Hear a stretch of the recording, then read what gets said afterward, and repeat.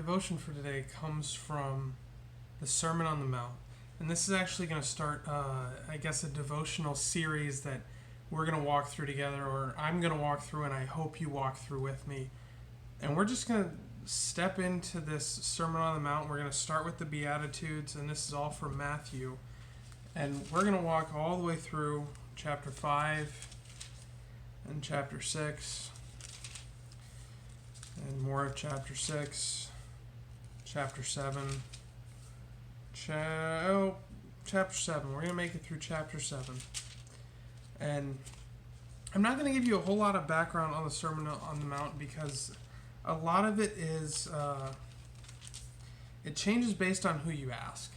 So, and what I mean by that isn't the lessons. The lessons stay the same, but like some people say Jesus was teaching to a large crowd all at once. Some people say he was going from group to group among all of these people following him and teaching them the individual lesson that they needed. Some people say he was just teaching to the 12 disciples. We don't know. That it says, seeing the crowds, this is chapter 5, verse 1, seeing the crowds, he went up on the mountain, and when he sat down, his disciples came to him. So I could very easily say, well, his disciples came to him, so he was just teaching them, but he was seeing the crowds. He went up on the mountain, he went up and sat down so that they could gather around him and everyone could hear him, and his disciples were closest.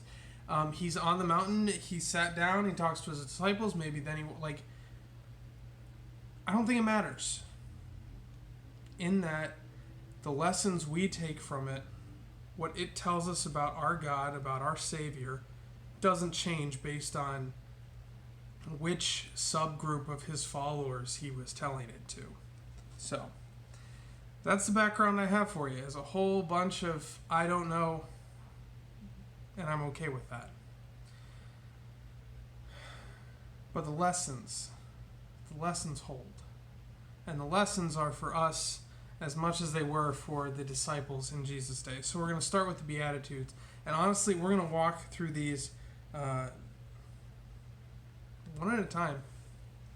In verse 2 it says, and he opened his mouth and he taught them, saying, blessed are the poor in spirit, for theirs is the kingdom of heaven. Now, this is speaking to the disciples. He's speaking to the disciples, and here's a little note that the study Bible has for us. It says, he begins his sermon here by blessing the disciples because of what God has in store for them. This isn't a list of ethical demands. This doesn't say, oh, you have to be poor in spirit. That's not what he's saying. He's describing things as they are and as they will be. Poor in spirit. What does that mean? I know when I first read that, I read poor in spirit, and what I think is someone whose faith isn't strong. And it sounds kind of funny that he's saying those who have weak faith, theirs is the kingdom of heaven. But that's not really what poor in spirit means. What a spiritually poor individual here means is someone who is acknowledging their moral bankruptcy. So this is someone who knows they are not good enough. Someone who knows they can't do enough good, they can't avoid doing evil enough, they can't believe well enough, they can't really have a relationship with Jesus Christ. Like, they're aware of how far they are from where they should be. For theirs is the kingdom of heaven. And for someone who's outside of our faith, that's going to sound really weird. Someone who just knows how broken they are is promised the kingdom of heaven.